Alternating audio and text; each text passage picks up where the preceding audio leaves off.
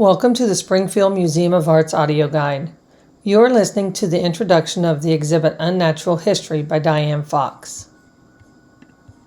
I am Diane Fox. I live in Knoxville, Tennessee, and I just have retired from the College of Architecture and Design at the University of Tennessee. I started photographing when I was 12 when my father gave me a Brownie camera, and he gave me my first real camera, my first 35 millimeter camera, when I was 16.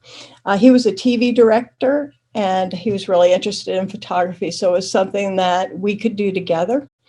When I went to graduate school, Baldwin Lee, my professor, asked us to do a project. And that project was to photograph people around you, a subject that was familiar to you. And I ended up taking photographs of children where I was living at the time. That became my first series of photographs. Before that, I had taken photos of friends. And I hadn't really worked as an artist per se.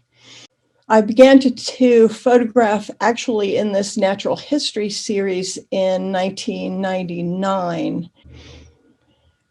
Actually, I started photographing them in a fluke kind of way. I was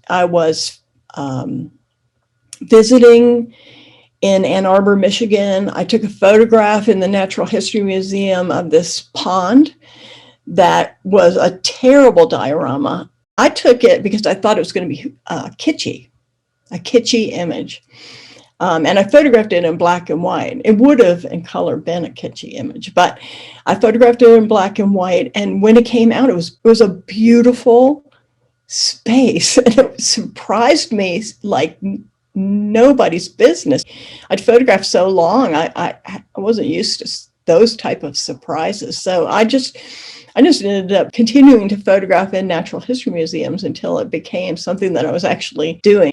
I love photographing the series. That's why I haven't stopped it. I really should stop and do something else, I suppose.